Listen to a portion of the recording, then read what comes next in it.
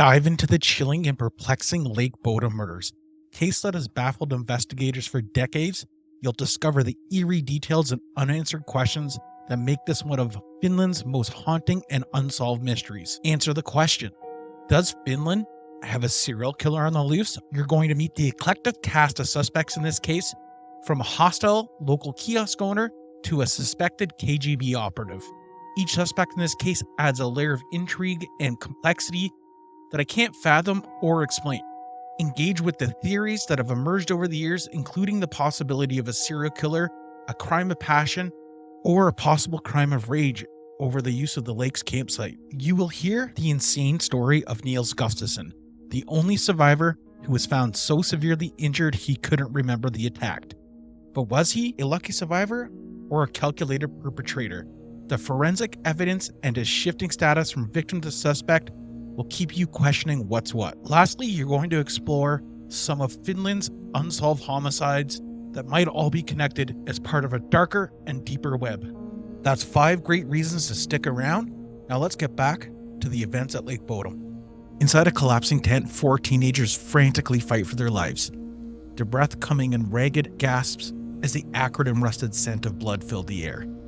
The attack continues with a fury that can only be described as animalistic. What had begun on a quiet night in 1960 by the serene shores of Lake Bodom ended in a night of terror that continues to haunt Finland to this very day. Only hours earlier, as the gentle waves lapped against the shore of their campsite, the 4 teenagers, Nils Gustafsson, Seppo Boisman, Mila Ermeli Bjorklund, and Anya Tulikimäki, settled into their tent after an evening of fishing, laughing, and stories, unaware of the chaos and violence would find them. In the collapsed tent, somehow Nils Gustafsson, disoriented and desperate, claws his way out of the tent in what appears to be a desperate attempt to fend off the attack. Nils is knocked unconscious, suffering from a gaping head wound. He finds himself collapsed on top of the broken and bloodied tent. As the sun rose, it was only a matter of time before the 4 were found, and on this night, Nils would be the only survivor. The Lake Bodom murders remains one of Finland's most chilling and haunting cases to this day, and could be part of a much darker and deeper narrative of a potential serial killer on the loose. If you have the stomach to stick around for this one, it's a crazy story, and it's inspired, numerous kind of films, books, you name it, even a band called the Children of Bodom. This is a dark story, and I did want to share it with you, so stick around. Lake Bodom is located near the city of Espoo, and this is kind of like a local spot for a lot of people to go camping, and it's known to nature lovers in the areas. And don't forget that this is the 1960s, so people actually left their houses. Known for its serene beauty, the lake itself is kind of surrounded by lush green forests, nice crisp clear waters, and for the locals it really was kind of like a cherished retreat. Those places that everybody in town kind of goes, and yeah, it could be a good family spot. It could be just about anything that you wanted. But on this fateful night, as I mentioned earlier, it becomes a scene of utter chaos and violence. I just want to thank you guys for joining us. It's really been a pleasure to be able to put content out for people, and it's nice to see new followers joining us, especially considering I am an amateur. This is all new to me, and I'm learning as I go. I hope the quality of the show continues to improve with every episode. I am a one-man show here, kind of making this with my homemade stuff and trying to do my best, so I appreciate your patience as I learn. We want to grow with you, so give us a like, follow, whatever you can do to support the channel, and let us know what works for you and what doesn't. We're always open to feedback and hoping to deliver you some more awesome stories. So, on the morning after the horrific attack around first light, a local man named Esko Johansson is out for a jog. Now, being the 1960s, going for a jog probably wasn't all that common, but this guy is out. As Esko approached the campsite, he was filled with a sense of unease. The site itself was in disarray. His eyes fell upon a collapsed tent, the once bright fabric completely stained with blood. The closer he got, the more horrific this scene became.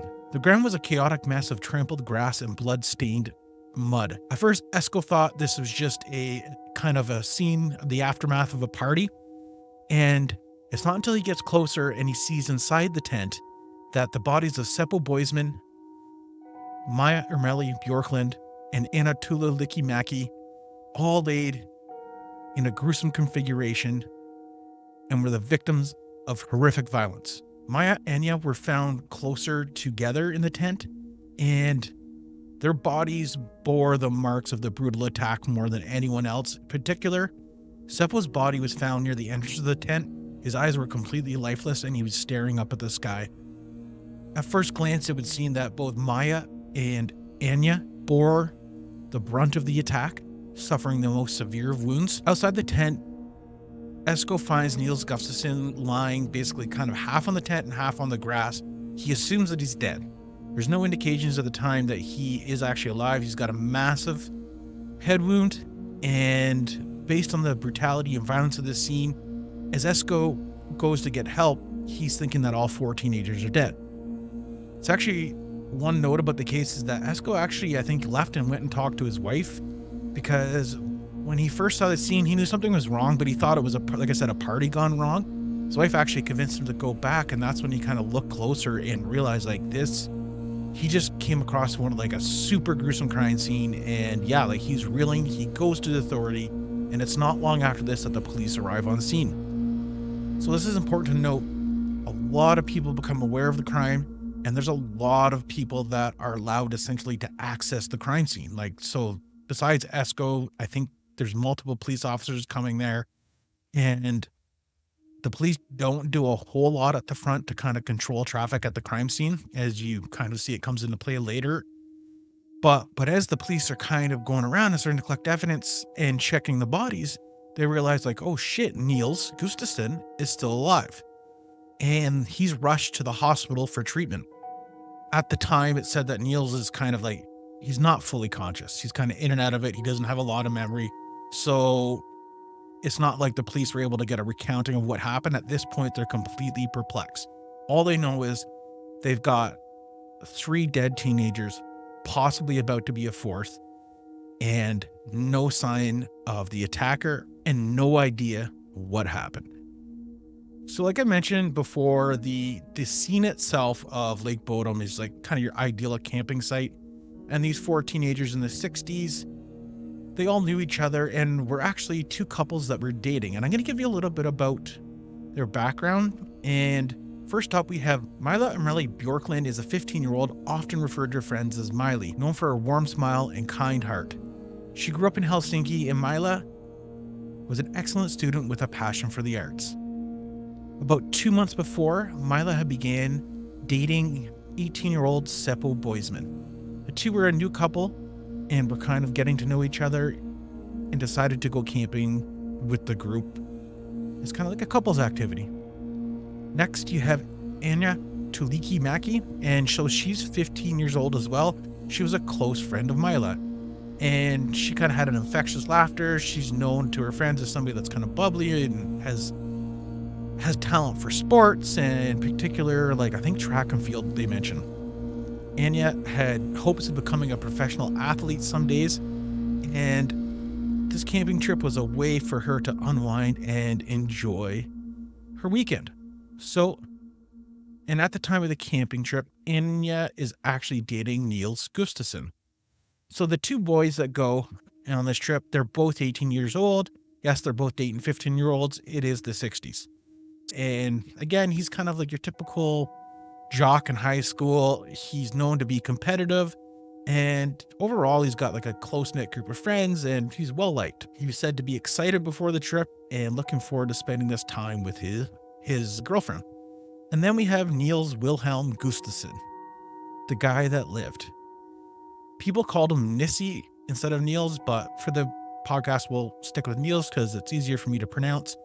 And Nils was known for his resilience and determination. And some people say it's these traits that helped him survive the horrifying attack.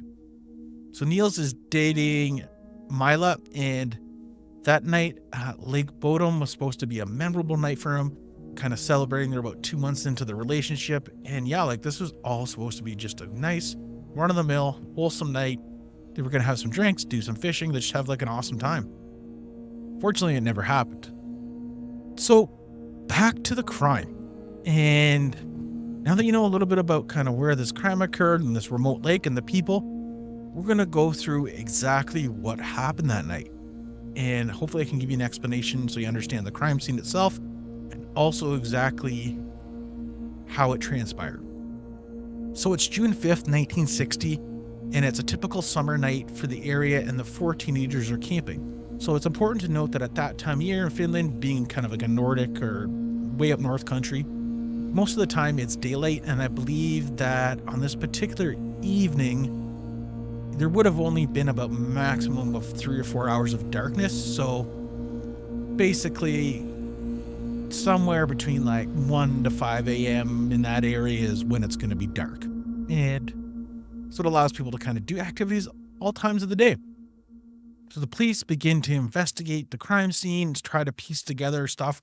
They're still trying to talk to Nils at this point. He hasn't regained consciousness. But what's noted initially about the crime scene is that it was in chaos. The tent was collapsed, and the killer had made the attacks from the outside of the tent. So there were slash marks on the outside of the tent. So the teenagers were inside when they were attacked, basically completely helpless, unable to fight against themselves. There's no weapon discovered at the crime scene. However, what's apparent is that there was a sharp object to stab, and there was something else used as a blunt object. Nils is discovered on top of the tent. Some of the items are missing. So his shoes are missing. There's wallet missing, keys, things like that. Mila is found with her pants pulled partially down, and she's showing the most severe injuries out of everybody. So her attack was more brutal and focused than anyone else. So it kind of appears almost as like either an attempted sexual assault, but I mean, at that time, there just wasn't enough information on sexual crimes or the ability to collect DNA or forensics or that kind of stuff for the police to really go down that road initially. But what was noted is that she had not only been stabbed multiple times, she was stabbed repeatedly after she was already dead. So this is indicative of a brutal and focused attack. The police were able to get in contact with a group of basically young bird watchers that was in the area, and from this they're able to piece together that the tent had to have collapsed between about 4 and 6 a.m. Reminder that, like I said, people can see at night there. Just they had seen it earlier in the day not collapse, and then they seen it later on collapsed, and they're able to piece together, like it was erect during those times. They do note that they did see a young blonde man in the vicinity of the tent within that time frame, but that's all the information they're able to gather. And like I mentioned, the actual crime scene and the horrors aren't found till Esko Johansson visits the site, and that's around 11 a.m. the next day. So we kind of got like about a 12-hour window from when the crimes occur to when the crimes are discovered by Johansson. So at the time of the attack, Nils Gustafsson, the only survivor, has a fractured jaw, multiple facial lashers, multiple facial bone fractures, and kind of a crack in his skull that's so bad that he's actually leaking brain or cerebral fluid. At the time, like, he's not a lot of use to police. Like, he's confused. He doesn't understand that there's even really been a murder. He keeps saying, like, when the police ask him, like, hey, like, what happened? He's like, we were fishing and then kind of went for a nap. Like, the last thing that this guy can remember, it's just a black spot. And probably at the time, honestly, like, that's fortunate for him that it was. I wouldn't want to remember that, man. So one of the major issues that plagues this case right from the start is that, so during this time when the police are discovering all this, is the crime scene becomes completely contaminated. There's no cordoning off of the area. So curious onlookers, police officers, media, military personnel who are called in to help kind of search the area completely trampled through the site. And I mean, it's easy to get angry at the police and say, like, you shouldn't have did this, but I mean, it was the 1960s and in the middle of nowhere. Like, it sucks that they did that, but what are you gonna do? So there's some important things that are found at the crime scene that will come later into play. So, like, just to recap, 3 people are dead inside the tent, 1 outside the tent, and he's still alive. His one lady's got the most severe injuries. It looks like she may have been sexually assaulted, but it's not confirmed. So it's the missing items that really send police for kind of, I guess, down their first rabbit hole, so to speak. The keys to the victims' motorcycles were missing, but the motorcycles themselves were left exactly where they were. Nils Gustafsson, when he's discovered, is completely barefoot, and his shoes are found about 500 meters away from the campsite itself where the murders occurred. And alongside the shoes are some pieces of the victim's clothing hidden. This strange detail is the source of so many theories, because it's confusing. Like, why is it only 500 meters away? Why are the motorcycles still there? Well, this guy's barefoot and, he's half out of it because of a brain injury. Did he walk 500 meters and go put the stuff there? I don't know. But yeah, it's initially super confusing. But anyway, police gather their stuff and they're going to move on and try to solve this thing. And let me tell you, they have to go down quite a few rabbit holes and quite a few, I don't want to call them storylines, but quite a few avenues before, and hit quite a lot of dead ends. There's so many possibilities in this case, and you're going to see why.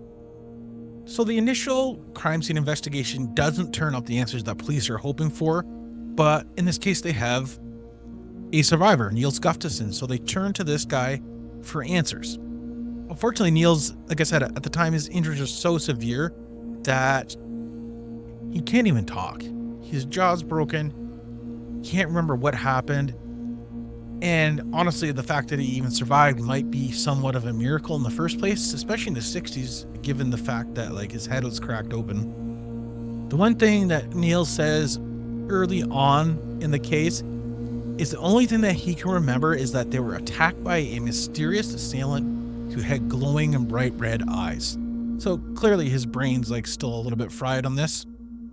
As Neil starts to regain some of his memory, he's able to give the police some fragmented accounts of what happened, basically saying that he was the first to be attacked and it made him so disoriented that he didn't really understand or grasp what was going on while the others were being murdered. He was able to just basically a super vague account, but in an effort basically to retrieve more information from Niels and to help him kind of deal with the whole situation, he sent for regression therapy. So shortly after kind of the police are doing their initial investigation, Niels is recovering in Helsinki Surgical Hospital, and he's being overseen by a Dr. Jorma Palo, a psychologist specializing in basically trauma-induced amnesia. And he decides to do these sessions with Neil to basically regress him to a past time through hypnosis. Neil's recollections were still fragmented and hazy. Unfortunately, this wouldn't provide a lot of details that would aid the investigation, but they're able to kind of pull out a broad description of what the guy might have looked like. A lot of people in the public were frustrated with Niels for not being able to remember. Over time, a lot of speculation began to grow that, hey, you survived, everyone else was clearly attacked in a much worse way.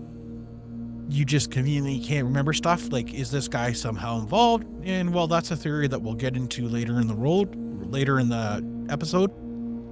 Basically, because of this guy's brain injury, he's just not able to recount the full details of that night.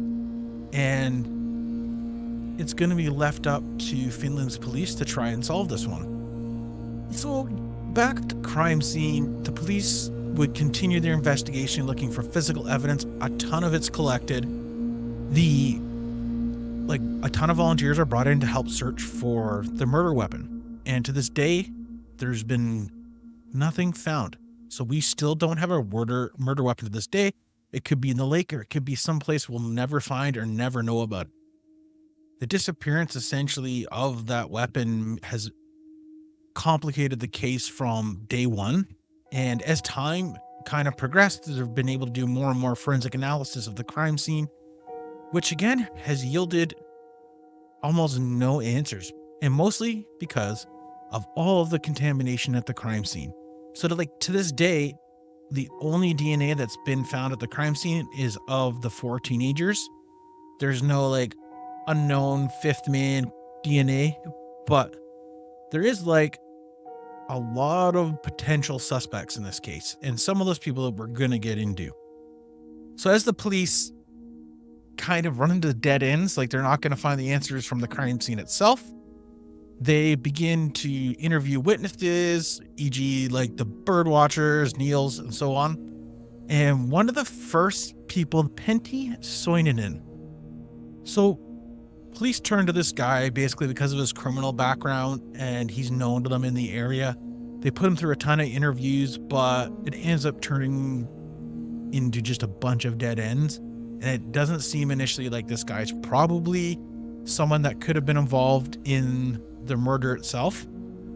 Another person that becomes a significant suspect, known as the kiosk man, is Karl Valdemar Gyllström. Basically, he's a local shop owner, and he's particularly known for his hostility towards campers. He's like one of those guys that can't stand people coming to his neck of the woods and camping and using his lake. He feels like he owns it, and he freaks the fuck out anytime anyone comes near his shit.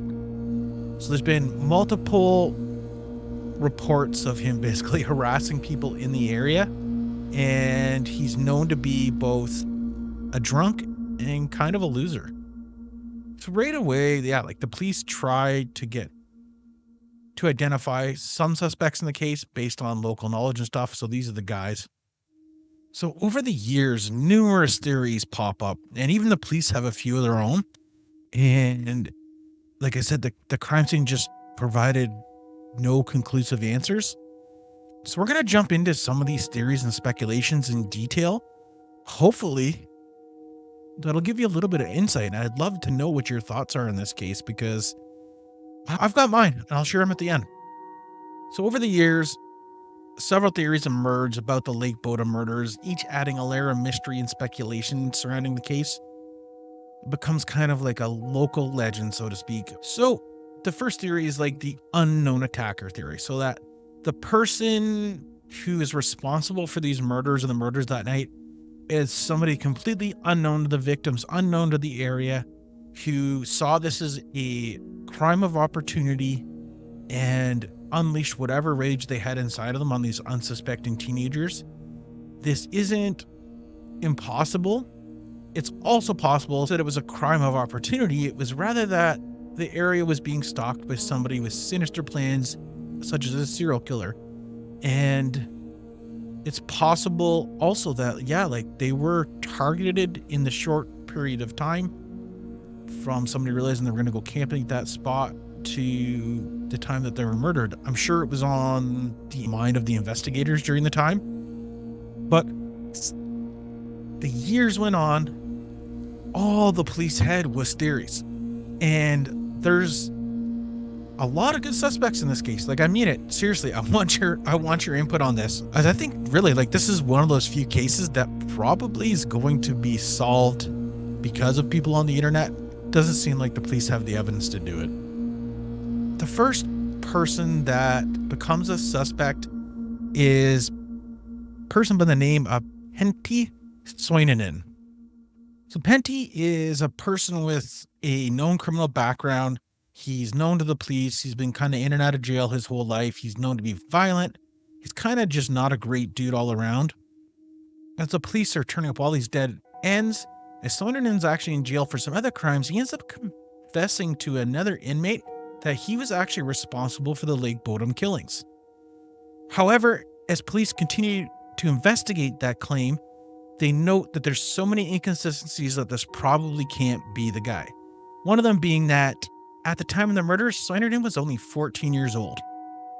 Additionally, for a 14-year-old, you think he would have left some evidence at the crime scene, and the police note like there's no indication again that this guy was ever there, and his statements are completely incompatible and inconsistent with the crimes.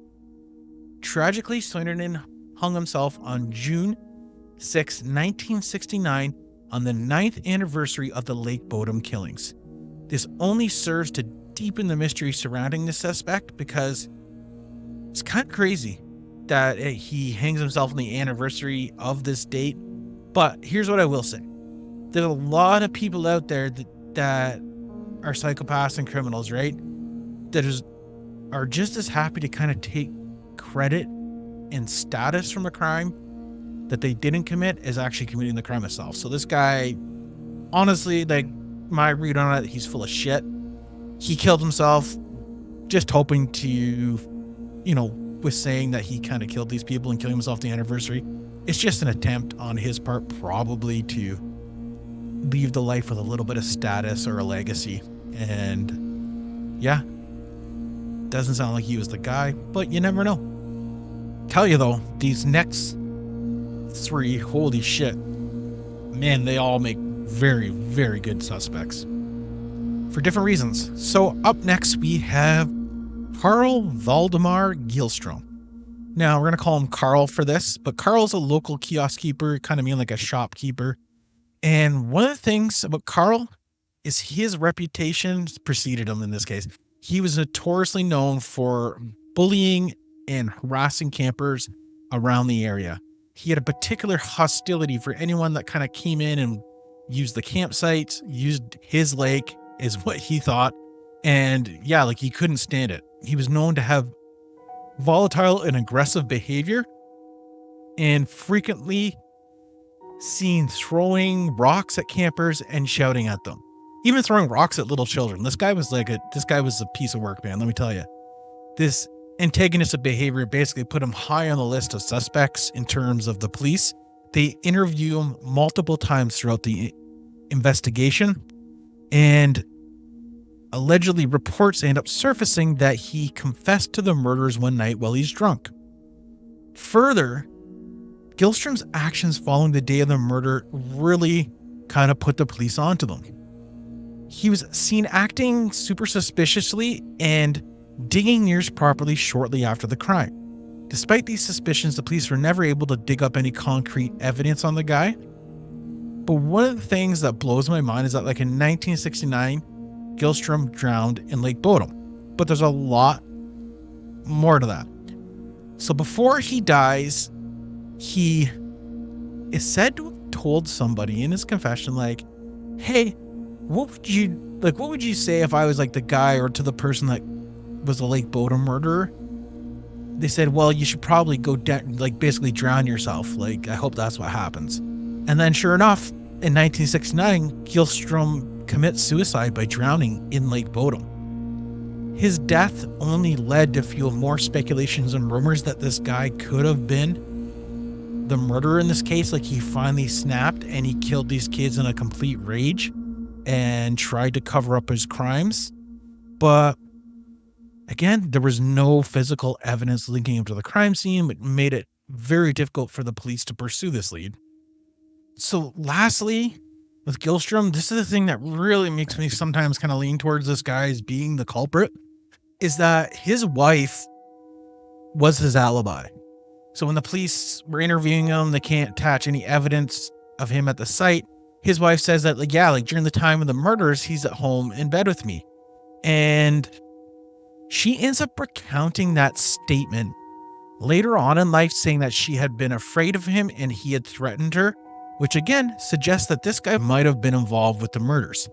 Yeah, maybe he was just paranoid too, because he knows that they were going to suspect him. But okay, the next suspect, again, who this is kind of a fucking mind-blowing one again, because who's to think that you're going to have the underworld of spies and operatives and intelligence break its way into this case? But you do. And a guy by the name of Assmann. Yes, that's his name.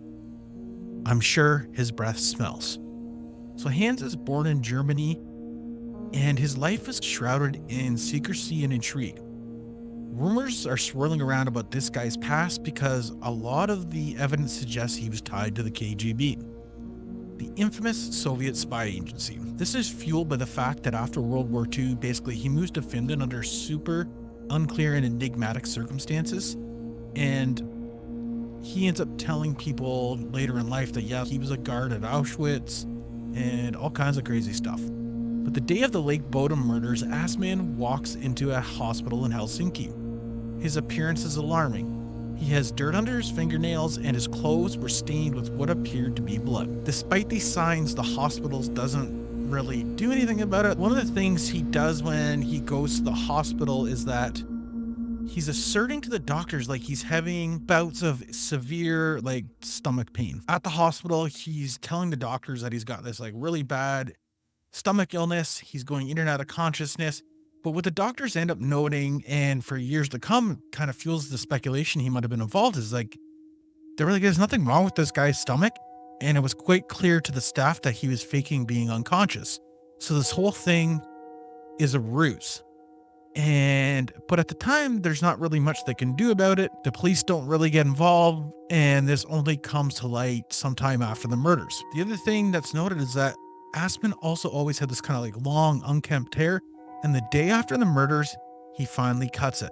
So he gives himself a completely new look and fakes an illness at the hospital. I can't imagine why, unless it was to like give him an alibi.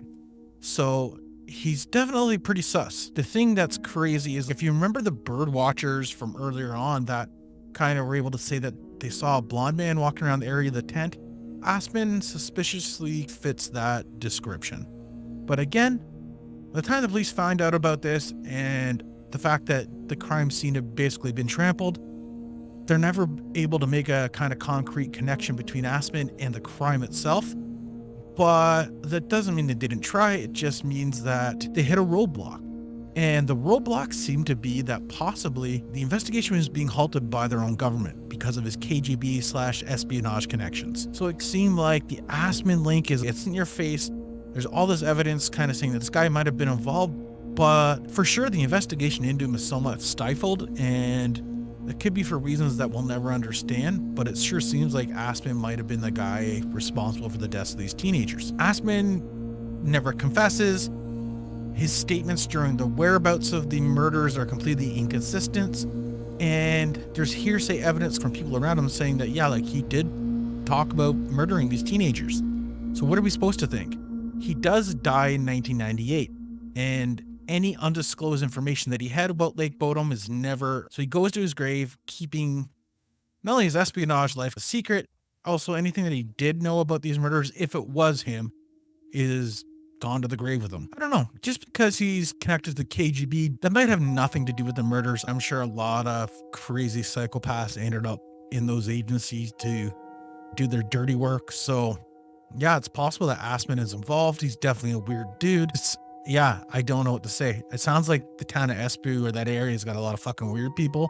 But that's the thing in these small, like, northern communities. I'm actually from one, not in Finland, but like in Canada, where I grew up. You do get a lot of weird people. You get a lot of people hooked on booze or drugs or whatever. And these small towns develop their own culture removed from the rest of the world. And sometimes it's also a place for weird people to escape. So maybe you're a KGB agent. Maybe you've committed crimes in another town. You were maybe a dentist that murdered his fiance or something like that. Like, you go to these small towns to escape it's like you get a new identity. You get to be a new person. I think that's what's attractive to crazy people and why they go to these small places. Over the years, the police continue to investigate the case, trying to turn over any clues, any leads they can find. And it does take them down the path to a fourth suspect. One that I was surprised to see on the list, and one that may or may not be involved. And in 2004, police end up charging Nils Gustafsson with the murder of his 3 friends, a twist that nobody can see coming. The public's interest in the case was completely reignited, and the police provide new details based on forensic evidence testing about that fateful night. As I mentioned early, in the early hours of June 6, Gustafsson, the lone survivor of the murders, was found alive but with severe injuries. But new forensic evidence testing re-examined some of the blood spatter and blood stains at the scene itself, and it led the police down a new direction. They think Nils murdered his friends. The forensic evidence basically shows the blood stain pattern analysis on Gustafsson's shoes indicate that he might have actually been the attacker in this case. And police continue to do a behavioral analysis of the guy and basically scrutinize everything about Gustafsson, his behavior before and after the murders, and conclude that his injuries were self-inflicted.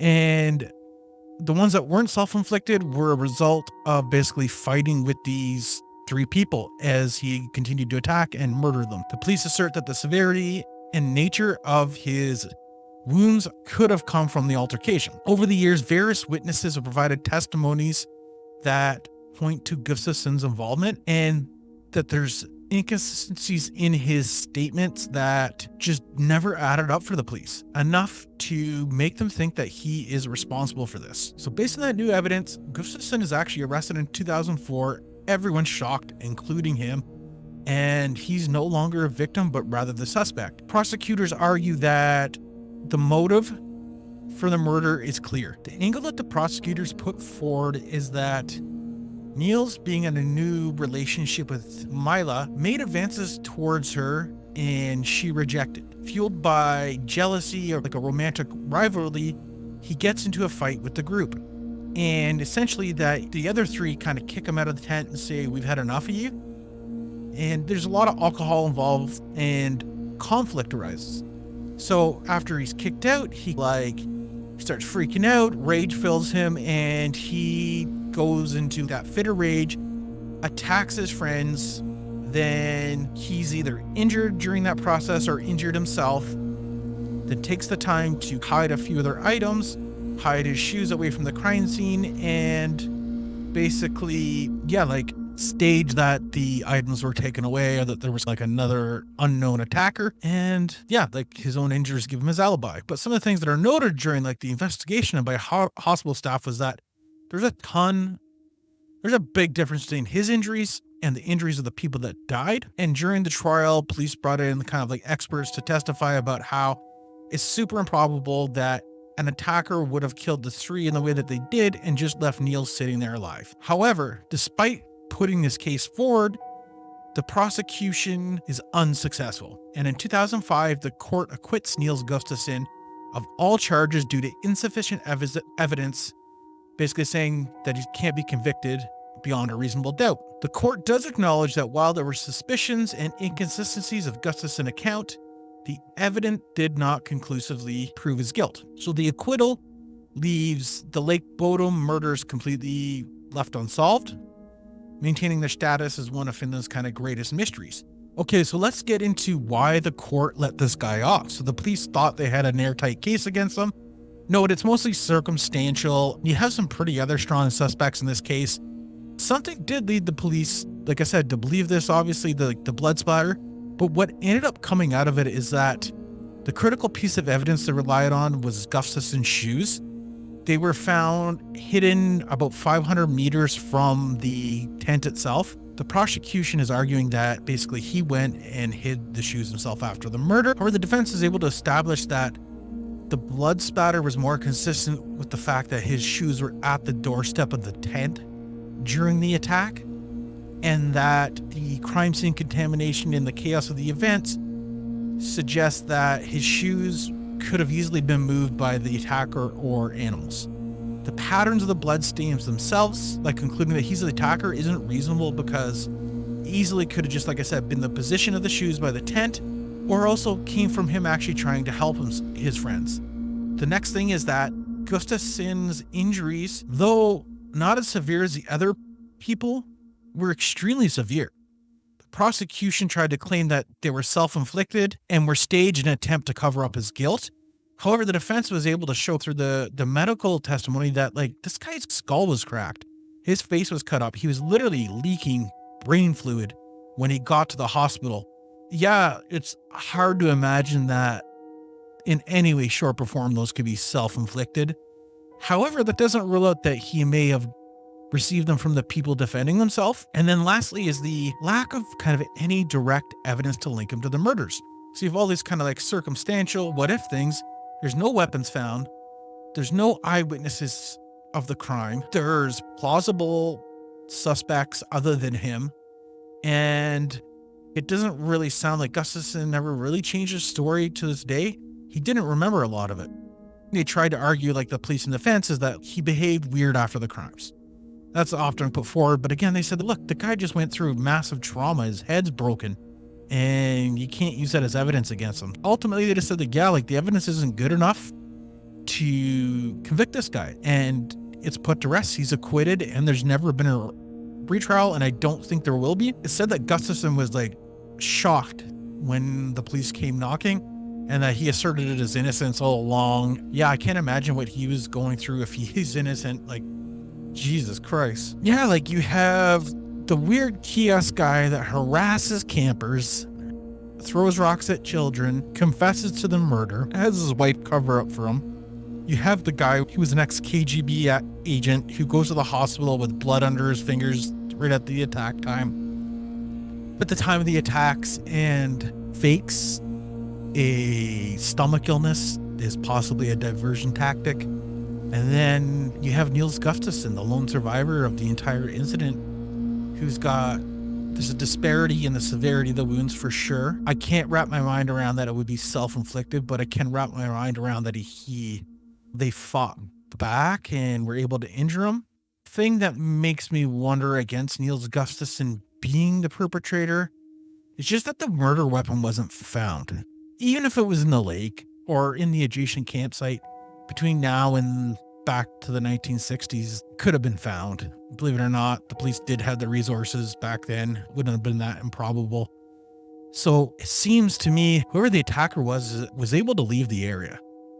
Was able to leave the area to hide that weapon, though that's just speculation. So like another thing I'll go through, I'm going to recount like a little bit about their wounds, and it might give you an idea. So this might be triggering, but this is put forward in court. But this is a reason that it could sway you one way or the other as to whether Nils might be involved. And again, I don't want to suggest this guy's had self-inflicted wounds. I think that's highly improbable, but it's definitely probable that he got some wounds during the attacks. So first up, Seppo Boisman and Ermeli all suffered very severe injuries. Like we're talking crushed skulls, gaping wounds, with a blunt object. The level of violence and aggression, like I said, was animalistic, and it really appeared that Mila was the target of the intended attack. Like it was focused on her much more than the others.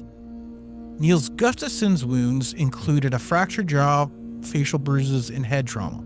These injuries were severe enough to require medical attention, nowhere close to what his friends received. His injuries were both blunt and sharp force, however less extensive. The one thing that's noted about Gustafsson is that there's no indication of defensive wounds. So there's no bruises on his hands, arms, legs, of him either trying to protect themselves or shield himself from the attack. And the analysis shows that overall, it didn't look like Gustafsson was somebody trying to defend themselves, but did look somewhat a little bit like he was trying to attack people. Again, not enough for the court to say that's the case. So the analysis of these wounds played such a large part in this trial and the case in general, because it seems so random, the murders on one hand, but it's so out of character to see that amongst the three that one of them seemed to be targeted, and it happened to be his girlfriend. I don't know. It's inconclusive, but when I analyze all three of these kind of suspects or a couple of theories, Assmann seems definitely on the top of my list. So that's where the police got to in this case. There's not, unfortunately, due to the lack of forensic evidence collected and crime scene contamination, that's the dead end of the case. I think the police probably thought they had solved it. And the thing is, they might have, we'll never know. But yeah, doesn't die with the trial. The investigation is still ongoing. But yeah, that Nils Gustafsson thing really threw a wrench into everyone's take on the whole thing.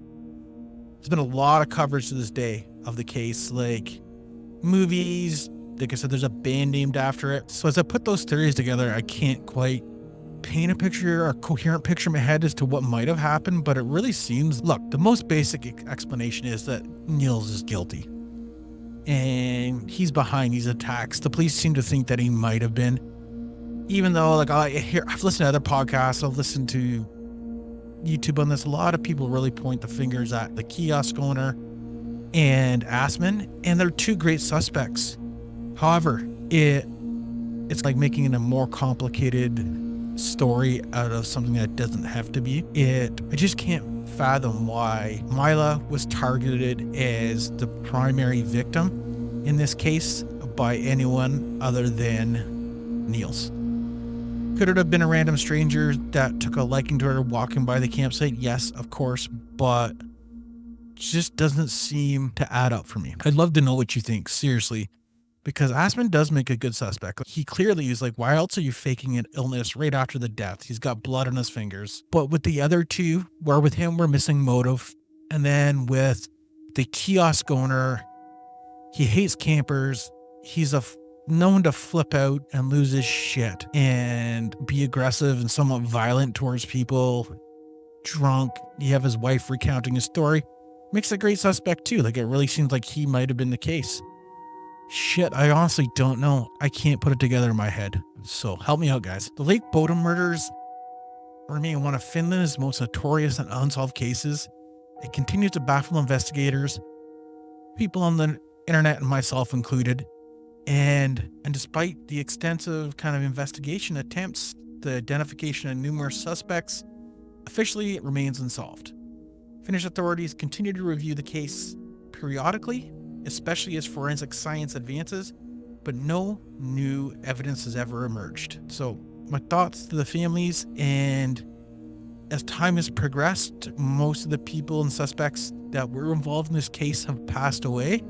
So it's becoming increasingly likely that we'll ever get a firm answer as to what happened. It could be that the murder weapon is found someday, or perhaps there is a more credible confession that comes out of somebody. But one of the theories that's even darker is that there's a serial killer in Finland. Okay, these poor teenagers were the victim of a person who was either like a thrill killer that had maybe been watching the area or them that night and actually intended to murder them. Because over the years, there's been quite a few unsolved murders in Finland between the 1950s and even up to today. Now, some people think that basically an active or inactive serial killer could be going about these killings. Now, mind you, obviously they'd have to be pretty old nowadays. So not too long before the Lake Bodom murders, you had something called the Tulahati double murder. And basically on July 28, 1959, Maria Nisanen and Rita Olleki Pakkanen, both in their early 20s, were found murdered near the Tulahati camping area in a town called Hainvesi. The bodies were discovered in a shallow grave, indicating they had been subjected to a brutal attack involving multiple stab wounds. The primary suspect, Runar Holström, was arrested and charged based on circumstantial evidence. However, numerous factors cast doubt on his guilt. Holström who was basically a right-handed person, would have had difficulty inflicting left-handed stab wounds observed on the victims. Moreover, the burial site was in a very remote area, which would have been challenging to navigate as a lone person. So despite these inconsistencies, Holström was still detained, ended up later committing suicide in prison, proclaiming his innocence in an oath. So it's odd that these two people were also murdered in a weird way at a camping site. And then you have the Kaliki Sari murder. So Kaliki Sari was a 17-year-old girl murdered in Isohoki, Finland, and she disappeared while cycling home from a prayer meeting. Her bike was later found abandoned and her body discovered months later in a bog. When she was found, she was partially decomposed and they were able to tell she was killed by severe blunt force trauma. The case remained unsolved, many speculating that this case was also linked to other unsolved murders in Finland, such as the Tulahati and Lake Bodom cases. The violent nature of the crime and its remote location suggests that it could be the same killer. Despite extensive investigations, though, no links have ever been officially made, or there's never been basically a solve on any of them. And then up next is a couple of murders that took place almost 30, 40 years later. If the killer is young, it's still definitely within, if the killer is 21, 25 at the time, this guy's maybe 50 or 60, he's still active in the 1990s. And this is a really friggin' creepy story too, and it's a House Harvey gravel pit murders. And I've covered this in another episode if you want to check out the link. But these murders of young women in House Harvey were brutal, and to this day still remain unsolved. So in November of 1990, 39-year-old Helena Marilainen was abducted from Järvenpää, which is a small town, and she's basically last seen with a dark-haired man in a leather jacket offering her a ride after she had some alcohol. Years later, she's driven to a gravel pit in a remote area outside of town where she's brutally attacked. She's able to escape and able to basically give the authorities a complete recounting of the incidents. So this is terrifying to the town. And only a year later, 28-year-old Tula Lukarin left a psychiatric hospital in the area and was found mutilated not far from that area. Her body discovered in the same gravel pit where 39-year-old Helena was attacked. So it sounds for sure like these two cases are connected. And then again, in August of 1993, 40-year-old Marit Hanti disappeared after being denied entry into a local restaurant. Her disappearance remains unsolved, but it's suspected that she fell victim to this same killer. There was also another case in 1987 of Heidi Haro, who went missing after leaving a bar in Mansala. Essentially, her decomposed body was found 5 months later in a forest near the town of Pukila. Some of her clothes are missing, and some people also connect this to the same person that might have been active in Järvenpää. To this day, those cases have never been solved, and some people dub this the Järvenpää serial killer. But as you dig, like one of the things that kind of becomes a common theme, even in the Lake Bodom murders, is just it's people falling victim to crimes while they're drunk, having fun, having a good time, and just not paying attention.